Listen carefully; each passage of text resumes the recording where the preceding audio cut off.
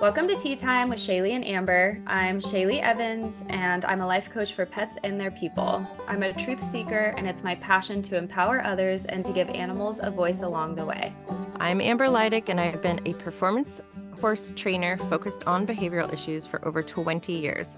My current passion is creating impactful in-person and online events and collaborating with professionals to be on the leading edge of positive change in the horse industry. We are two friends invested in Theta Healing, belief system work, animal communication, and any resources that benefit human-animal partnerships. So turn up the volume and let's dive into the Great Awakening, brought to you by our horses. Hello, everyone, and welcome back to the podcast. We have a very interesting episode today. We are connecting to a little horse collective. One of our tea house family members, her herd, has volunteered to kind of speak their truth and their messages on the podcast, kind of like a little interview. This is obviously the first time we've done this, so we don't really know what it's going to look like, but we'll see what happens. And she has several horses that have kind of stepped forward, two mares. And I guess initially I'll say there's like a couple of themes they want to talk about. And the first one is kind of redefining the energy around I want what's best for you.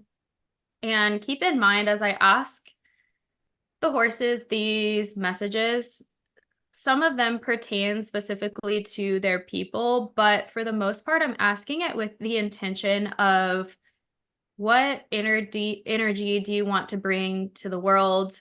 What is your higher purpose? What is your message that you would like to send out into the world on behalf of the horse collective? So I kind of asked them the questions and will be asking them in like a very broad perspective. So yeah, just to lay a little foundation and we'll see what happens. Amber, do you feel like you need to say anything before we start? No, I just wanted to tell the people that are watching and are not watching that we do have the caretakers of the horses, just in case people are watching and they're like, who are these people? Just Who are they? Oh. Who are they? Who are they? And how come they're not being introduced? But these are their caretakers of the horses that are coming forward today to join us on our podcast, Elsie and Stephanie. And that topic, like we were just saying, even this morning, I woke up before me and you talked about me feeling like I wanted to create this post and probably still will, but I couldn't birth it because I was distracted with other things about that idea of we do only see and perceive things through our own lens. And so to be so careful when we are deciding what is best or not best for the people we love or the animals that we have in our lives, and check in to make sure it's not just something that you really need or needed. And I saw this video this morning, which was so interesting. And it was this guy talking about, and I think I shared it in my stories. He was talking about like, why do we have children, or why do we have, what are children's roles in our life? And I think it can pertain to our horses in our lives as well as children. But he was saying like, he had an 8-year-old and an 11-year-old, and he said, when I'm here in this space and I'm being triggered by my 8-year-old, there's something about the 8-year-old version of me that needed to be revisited, reflected, re-raised. And so I think that it goes out to anything that is triggering you, right? And then to make sure that, well, I'm feeling like this is what's going to solve this for you. And it's like, well, is that something that you actually needed? So that piece of allowing it to be self-reflection first before you go like assuming that it is the way that it is just because it popped into your brain. But like, I feel like I have to do that all the time, especially doing this podcast. You start to feel a little bit responsible about the things that you say, and you want to be more mindful of the things. And we kind of like blah all the time with each other. Mm-hmm. And then you realize, well, this is being recorded and people are listening. And you're like, all of a sudden you're like, oh, I should actually pay attention to the words coming out of my mouth because they're so sometimes free flowing and from an unconscious place. But that's where like a lot of your truths are revealed, and like I think a lot of people don't really slow down and go, wait a minute. It's like us using and It's like, what if we slow down in the middle of those pauses and go, what am I really thinking right now? Is this mine or is this theirs? Is this what I need or is this what they need? So those are my random thoughts that were popping out as you were talking. Hmm. Yeah, the is this mine thing is really a big, that's actually been, I know, a personal lesson for Stephanie and her herd, and really releasing a lot of the responsibility around what isn't hers, and kind of that deep caretaker role and keeping everything together as it needs. And I thought it was so interesting because her herd came forward right away with this energy around, I want what's best for you. Well, let's take a deeper look into that. And I was just laughing because one of her horses is just this like fiery redhead gelding. And he's like, well, I want what's best for me too. And I know what's best for me. Do you know what's best for you? And like, if you spent more time feeling into what's best for you, then I can spend more time doing what's best for me. And then we can co-create together in like such a happy way. And it just made me laugh. And I think that's such a beautiful, like, first message to like bring through this podcast, is like really nurturing what feels good to you, what makes you happy, what energy are you wanting to put out there and receive that back. And a little personal story, from my end, it reminds me of our last group meeting with Rochelle for our Theta Healing class, where I was Mm. asking about dehydration. And I notice all the time that Biggie drinks so much water and I'm always dehydrated. Um, and so she's like, well, let's take you into the light and let's like teach your kidneys what it feels like to be hydrated. And so we go into the light, and I bring Biggie up with me and I'm doing it for him. And meanwhile, everyone else is trying to do it for me. And like, she's like, hold on, something's blocking. Like, what is going on here? I see the light coming into your body and then leaving again. Like, what's going on? And I was like, oh, I know that I really need this, but like, I feel like Biggie needs it. So like, I want to do it for him first. And she's like, well, it doesn't work. Like, you can't pour from a glass that's half full. And I feel like so often we do that. And I didn't even ask him if that's something that he wanted. I brought him up there and I was like, let's ask your kidneys if they know what it feels like to be hydrated. I wasn't like, hey, would you like to shift in your body? So I think, yeah, it ties in beautifully with what you were saying around like, is this mine? Is this really what my horse needs? Do I really know that they need that? And asking them, because sometimes they do. Like, horses do love creature comforts, like they like the things that we have to offer. They came to us for a reason, and they're kind of know how to get what they want. But yeah, recognizing that is this mine, I think, is a big piece of it.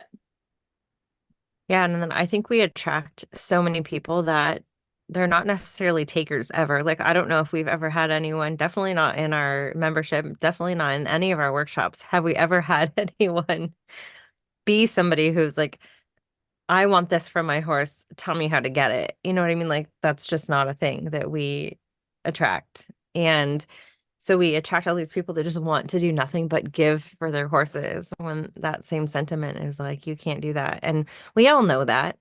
We all know that. Like, we hear it all the time. You hear it all, you read it in all the books and all the memes and all the like, you can't pour from an empty cup. And we're like, take my water and let it run right through my kidneys into yours.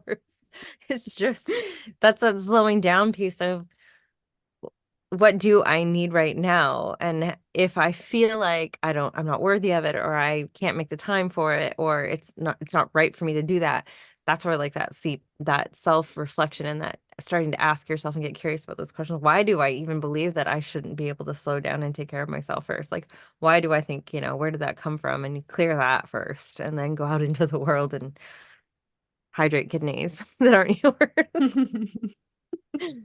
Well, and that makes me think of the horse that came through. I can't remember if it was like the 21-day challenge or what thing that we did, where the horse was like talking to all the moms and was like, you Mm. are very self-sacrificing. Like, why is there this belief around motherhood being self-sacrificing? And I think any of us as women who are wanting to do right by our animals get into that mothering energy, and it totally can turn into like a self-sacrificing energy, which creates a little discord because our horses will not self-sacrifice. Like, I can't even say how many sessions I have where I'm like, Actually, let me backtrack because sometimes I will say, your horse wants to please you so much, or they don't see another way that they will do this at the expense of their body, which feels self sacrificing if they feel like they have no other choice. But for the most part, they will not sacrifice their well being or their safety or their friends or their food for the sake of like an external source. So, yeah, that's what I have to say about that.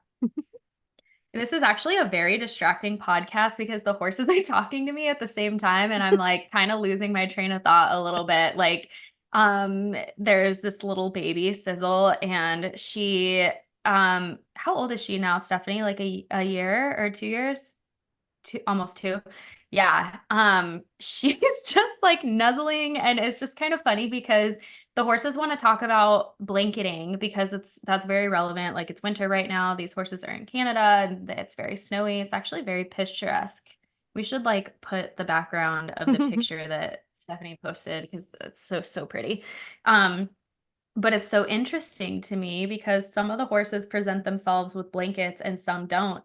And they're being very clear about that. Like it's this message of like, you don't know what's good for me. And Elsie has this mare Farah and she's got this big ol' round bod and she has never wanted to allow that bod to be controlled.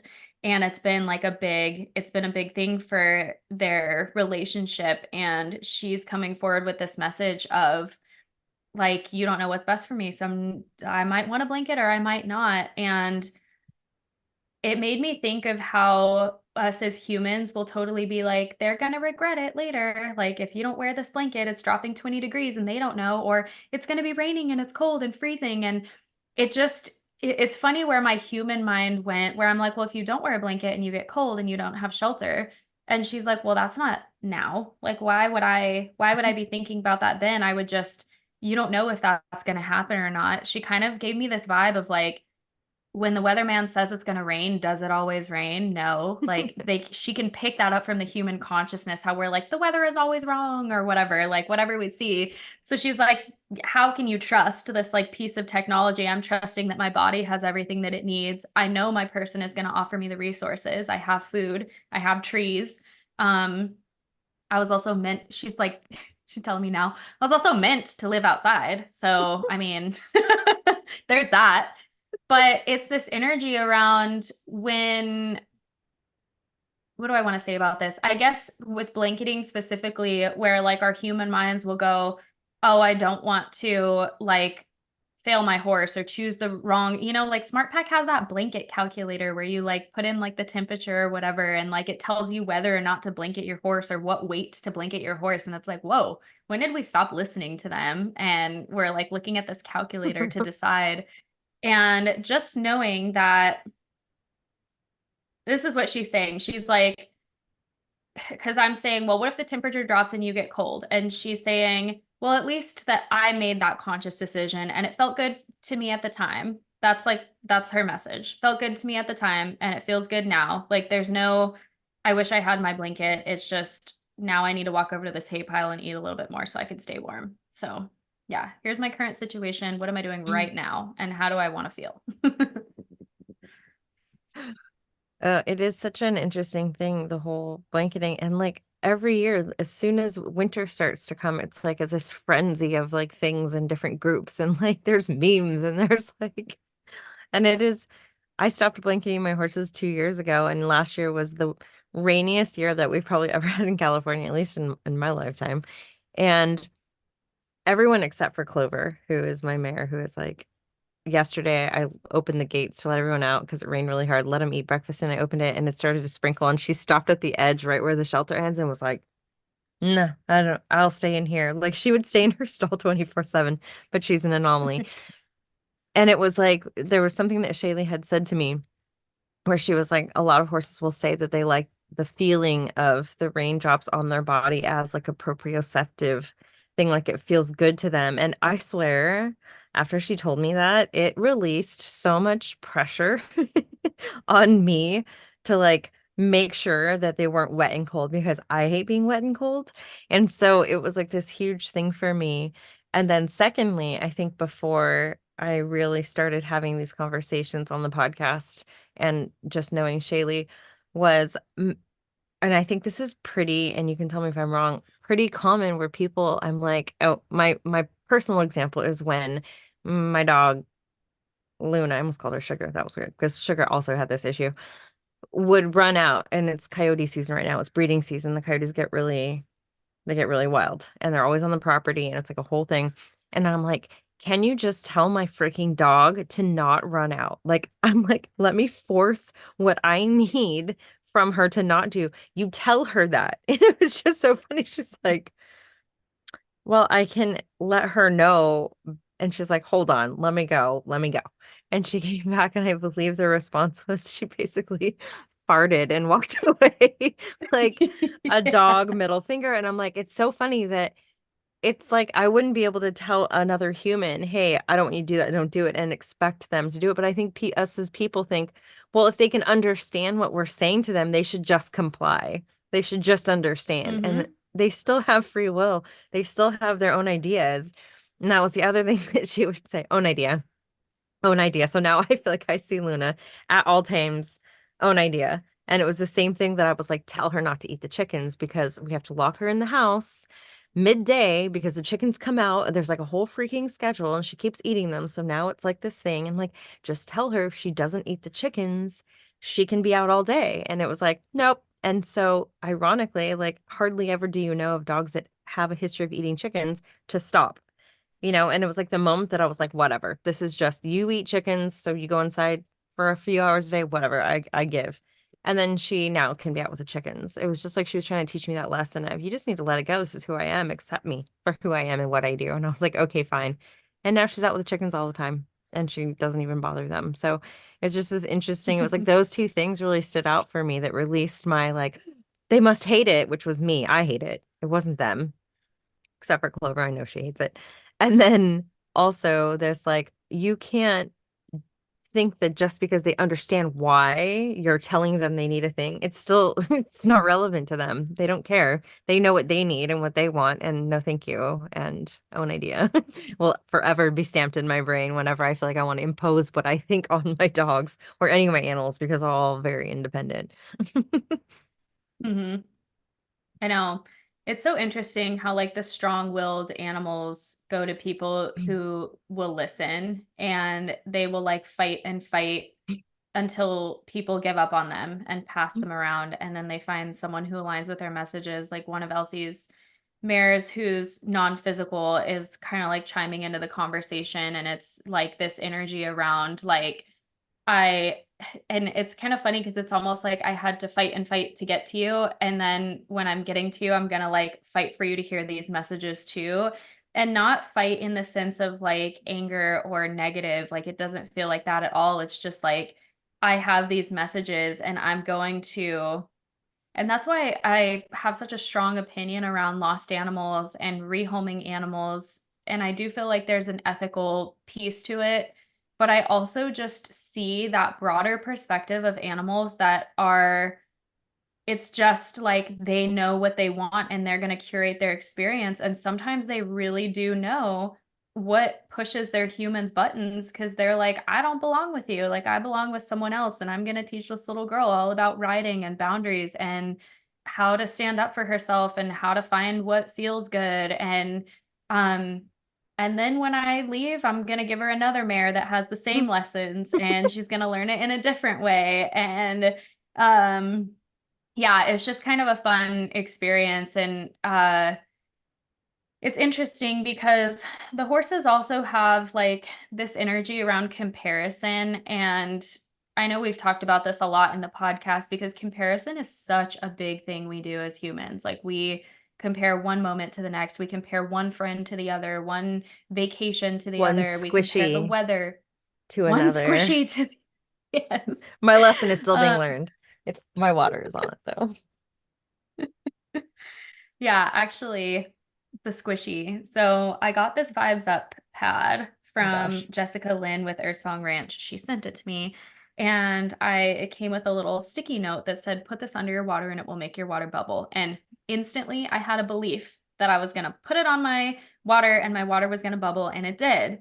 And then Amber was like, I want that. So we both bought like more squishies to charge our food. It's like a crystal mud pad, and it's supposed to be charged with like bioresonance and all this stuff. And she gets it and like tried all of her squishies, took them up into the, at one point she sent me a picture where Everything. she had just like five all up against her cup, and her cup never like had a single bubble in it. And it was this whole lesson for Amber around comparison and wanting her experience to be the exact same as mine. And it was such a good, I love it when stuff like that happens in our partnership, because it's like such a good gateway into like what we're going to be talking about. It's like the lessons that we need to learn in the moment. And then now I have this little horse family that's wants to talk to the collective about comparison. And um it's so interesting because I feel like especially comparing one moment to the next is such a big thing. And Cherry, one of the mares that's in this little herd, was like, I'll give you a perfect example. It drives me crazy when she's like, are you guys ready for your food? And then it's almost like you're having like a casual conversation, like not trying, like you're just like, oh, you ready to eat? Like, I'm getting ready to feed you. And she's kind of like, wake me when the food is here. Like, why are you telling me 5 minutes or 20 minutes before you're feeding me? Like, just tell me when the food is here and I will come in and get it.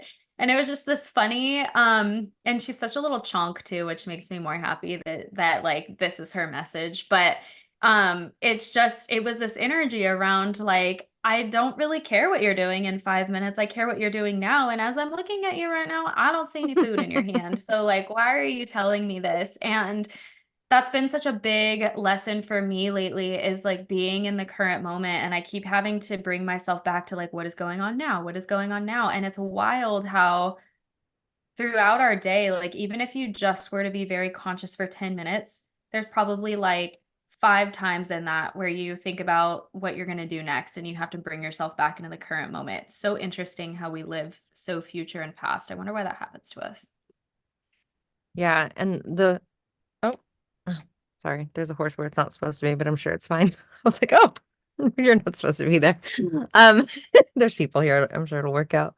What it was making me think of is in Manifesting Magic, which is a program for you that are listening that don't know, that we started in January. And the biggest thing for me that's been such a powerful tool is new segment, and how Shayleigh is always talking about the animals just live from segment to segment, which was basically moment to moment. And every time something different happens, it's a new segment. And when you're kind of like spiraling, or you're worrying about the future, or you're ruminating on the past, or like you're not present, it's like the statement new segment is like brings me right back, like, okay, wait, what do I want right now in this moment forward?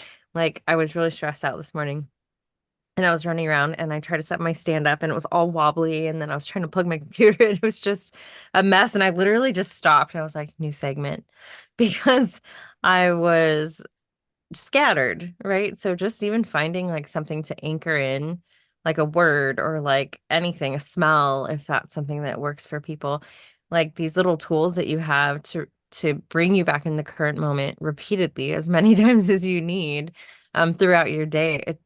I'm think like the awareness piece is so potent and powerful, and it seems like everyone talks about it, but once you really fully understand that that's like the basis and foundation of like everything, is the awareness of when I'm somewhere except for right here in this moment, is just like really calls all of your power back to be able to make the decision for like, okay, how do I want to feel now? Actually, because I do have control over this. You know what I mean? So yeah, new segment was being used quite a bit this morning to keep me in the present moment. I love new segment. I know. So squirrel. Stephanie was Roxy a lesson horse at any point? No, she is a little schoolmaster. So, um, she had one owner previous to us, and they had her from about the age of 2. Like, she was bought from her breeder by her former owners around the age of 2, and then she was in a a very sort of high caliber dressage barn. And the pony was, she's a pony. She's 13, 3 and 3/4 hands. Um, she's a unicorn. And she was trained to FEI pony level, which is about roughly third level dressage. So, and she was quite successful. So we got her when she was, I'm going to say six, maybe 6 or 7. And she had had a lot of training put on her from basically 2 until 6 years old. Like she had started learning her changes at age 6. She was starting to do half steps and that kind of stuff. And we got her as a schoolmaster for Elsie when you were like, what, 10 or something? Or yeah, Yeah, maybe I think we got her in 2009. 2009. Yeah, so you would have been Yeah, 10. the year And before so, Fire was born. yeah. And you know, Elsie started at, you know, basic level. Like she didn't just get on this pony and go, like you can't really do that. So we never really trained her beyond what she had received, you know, initially. But Elsie rode her, and then Elsie's younger sister Lucy also rode her, and she's still with us. So no, she wasn't in any type of a lesson program other than for my 2 girls. Cool. Yeah, I was just curious because it's interesting. There's this energy around like retirement. And what's funny is she's like your oldest of the herd, and yet your horse, who you're like main gelding, who is like in his teens, like what I would consider like the prime age to be in, is the one that has this lesson around the retirement. And he's kind of telling me now, like he's like speaking for Roxy, like he's kind of like, she's not really going to speak for herself. Like she has messages, but she's kind of like the good one. Like she feels like I'm like a lesson horse, or I'm like a yeah, like a schoolmaster energy where she's like, this is what I came to do. I came to teach through my body, and I'm fully accepting of that. But what's interesting to me is that Sunny has this energy around redefining retirement and like what humans think retirement is, and um not in a sense that like it doesn't feel like she has this consciousness of like, oh, everyone outgrew me and I can no longer be used for my body or whatever. Like it doesn't feel that to be true for her. But there is this message around making a conscious decision to retire a horse and being careful not to send them. He's wording it as being careful not to send the message of a full mind. Like, I've learned all I can from you. Thank you. Enjoy your retirement. It feels very important for him to, it's really cute that he's like speaking on her behalf, actually.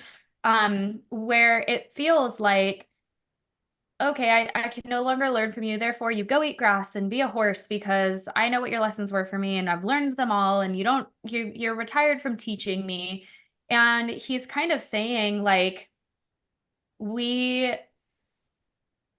it goes back to like the you don't know what's best for me. They have a little bit of this energy around,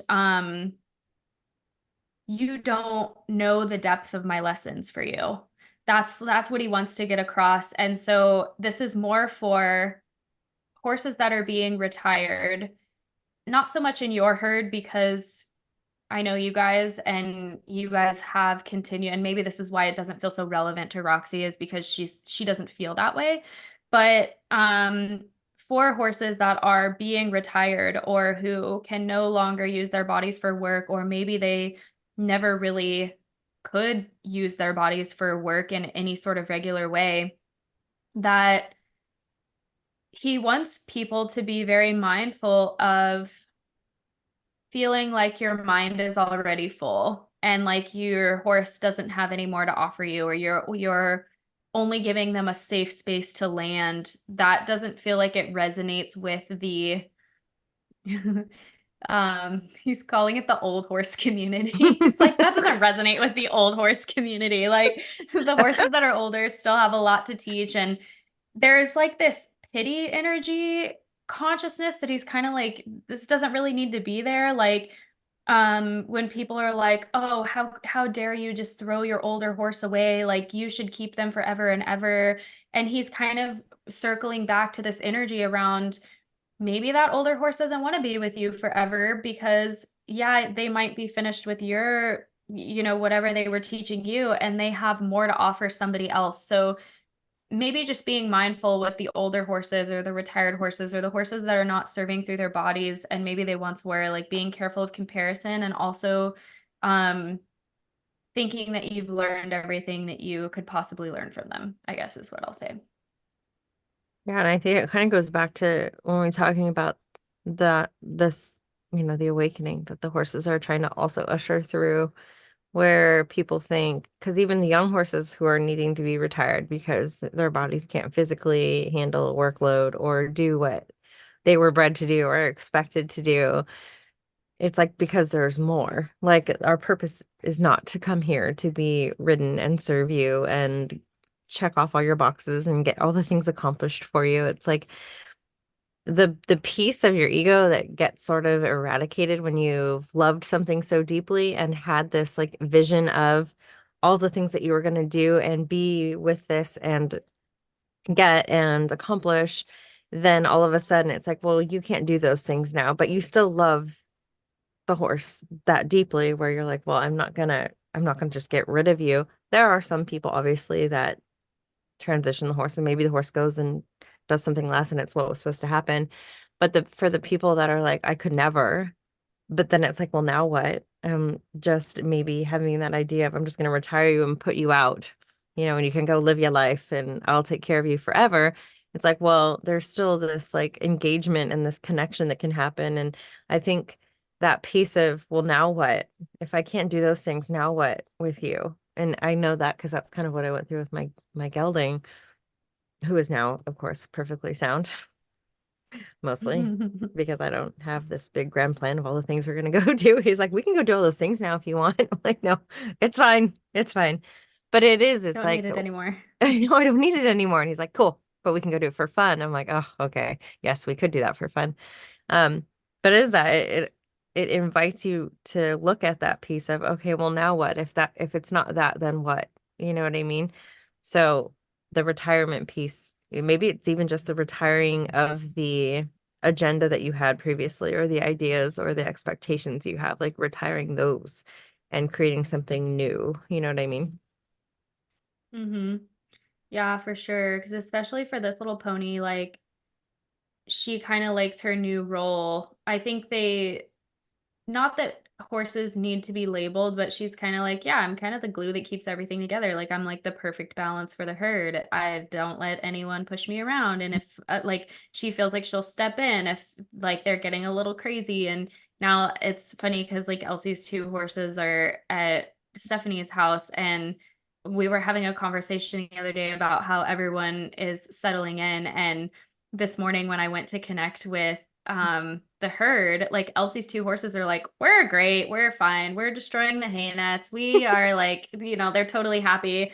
And then like Roxy came in and was like, nobody asked me, like like how am I doing and all of this. And she's so funny because I feel like if she like was a little human, she'd like have a little clipboard and she'd like go by like inspecting like how much everyone's eating and what everyone's doing. And she just kind of has that energy of like, oh, I have two more to wrangle in. But I'm curious, either Stephanie or Elsie, like if you guys feel like you have anything you want to share on behalf of your horses, through like the lessons you've learned from them, if you feel like there's anything important that, like any messages or yeah, anything like that.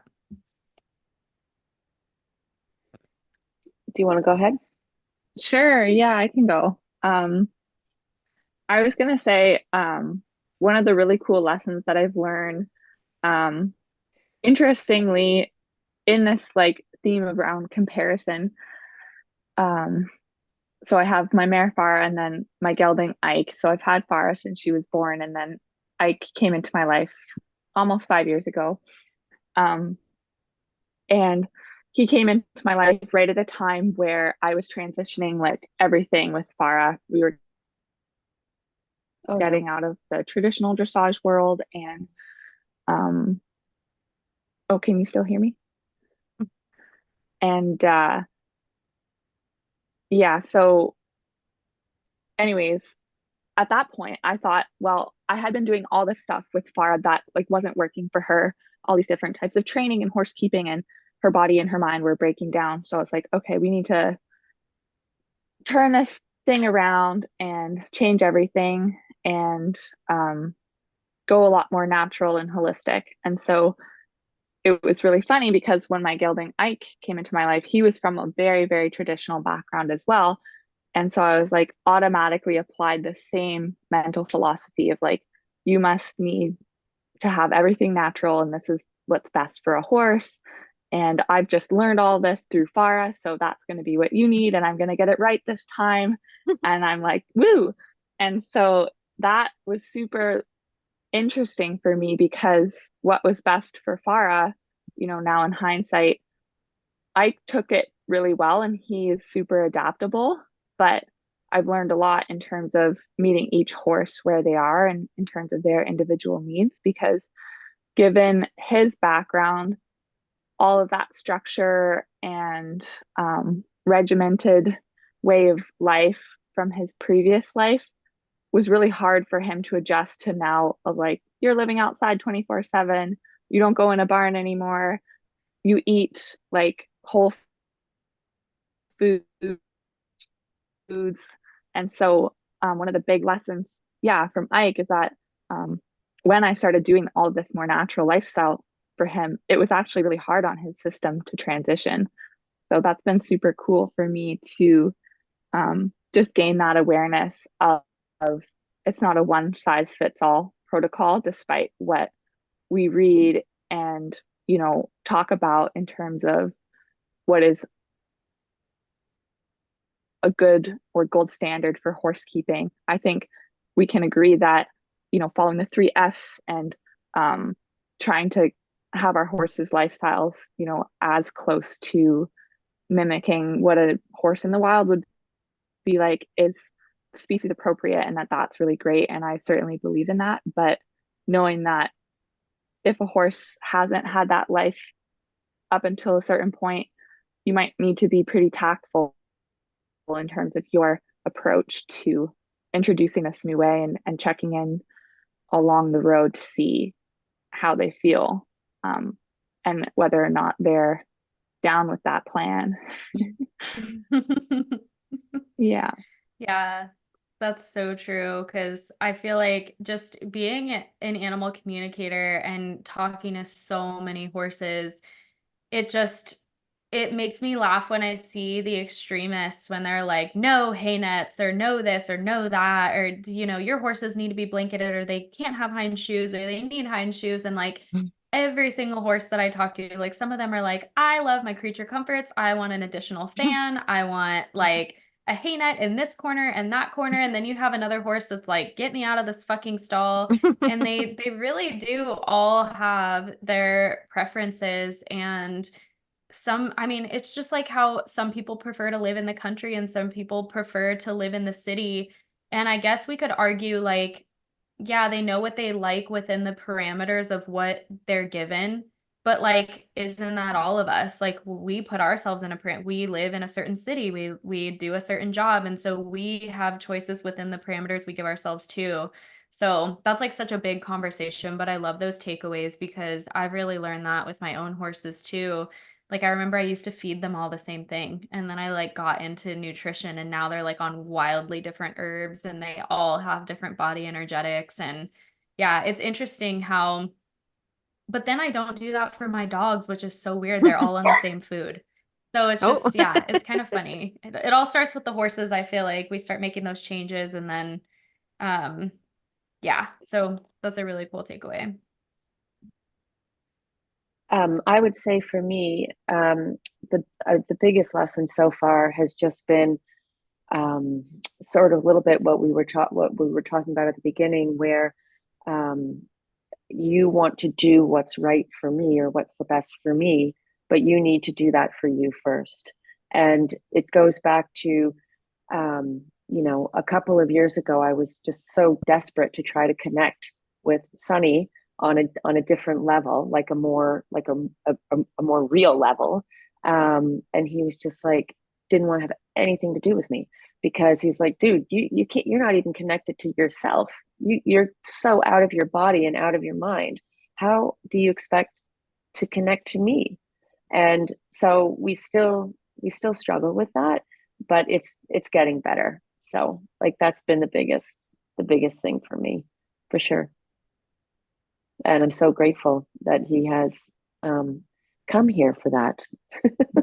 Yeah, because I Mhm. really needed it. So yeah.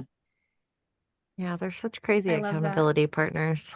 Mhm. Damn I it. know.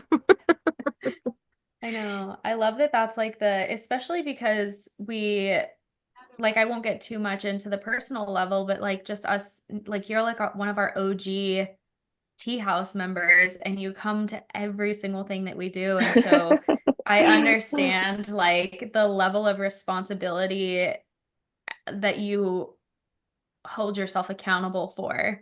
And it was so interesting to me that the entire herd came forward, and it was funny too, because Elsie and I had a private session a couple of days ago, and her horses were like, yeah, we're off helping your mom, like you can talk to the dog today because we're like busy, we're like part of the collective now over at the house. And there really is just this energy around.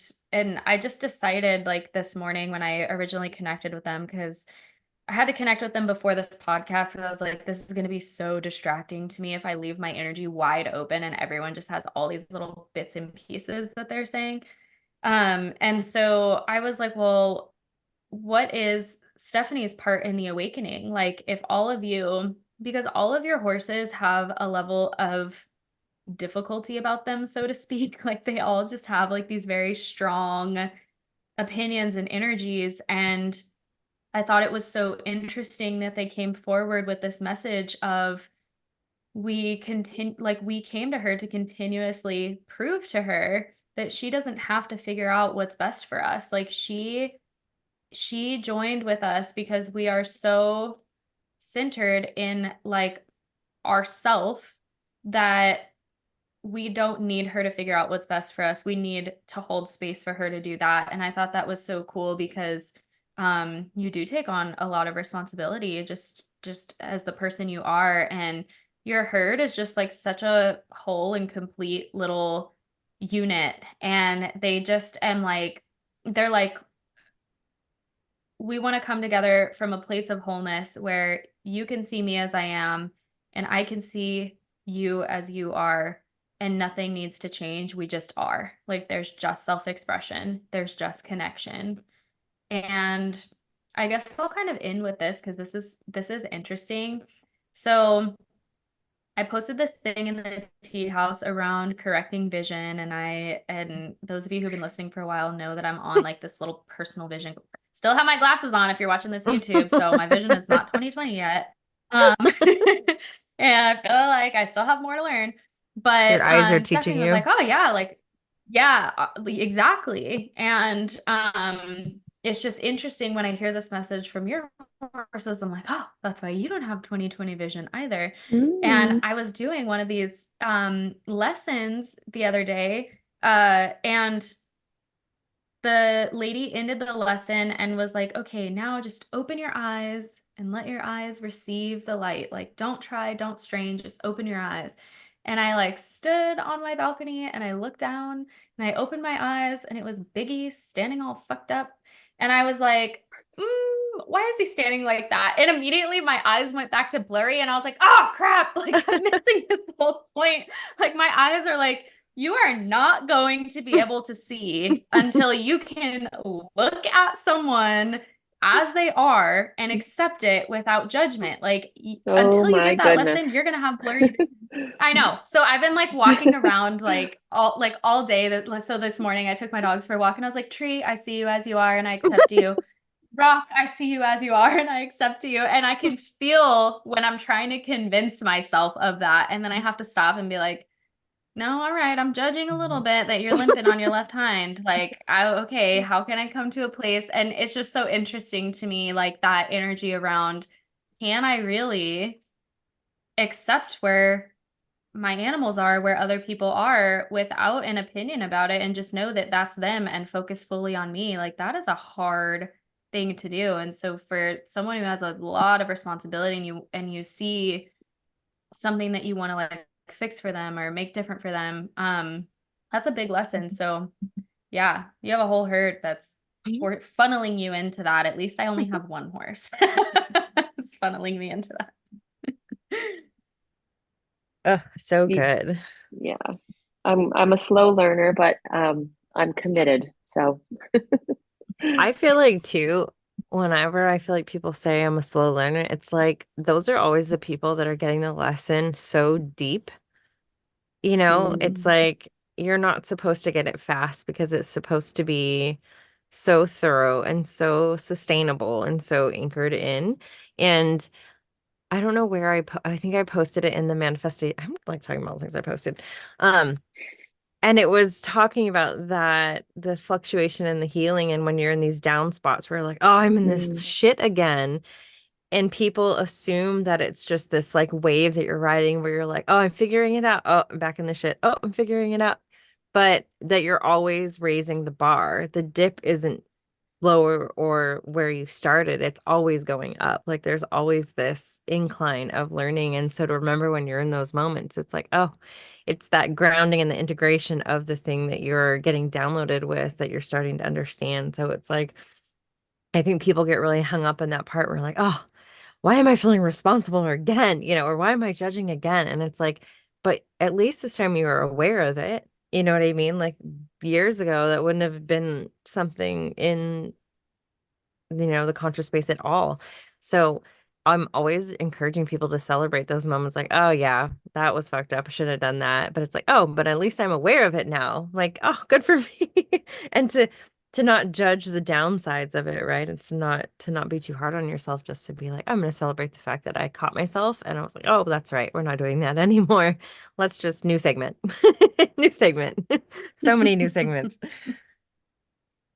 yeah, I've been Yeah, writing that in my that's really journal good. like daily. New Hmm. segment, new segment. I love that. It's like my So favorite yeah, thing. yeah, it's really good.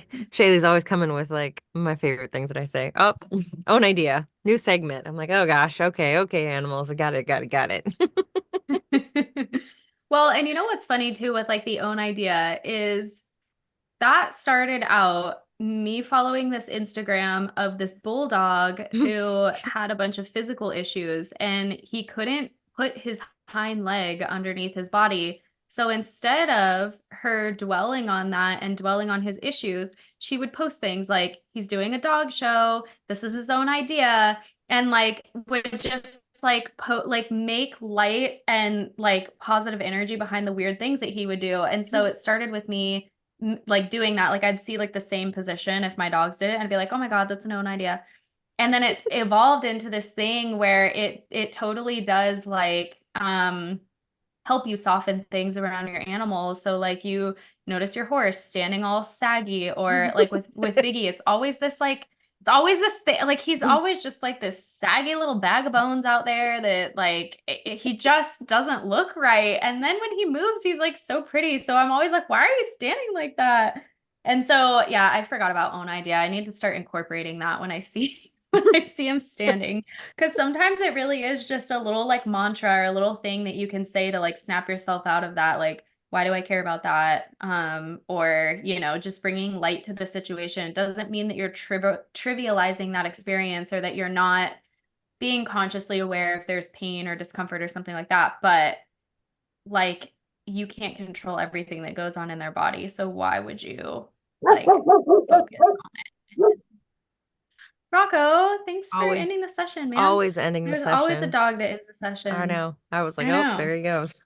He's like, all right, you're talking enough. The point, you're just turning in circles with the point. Let's wrap it up, ladies. Oh, how fun.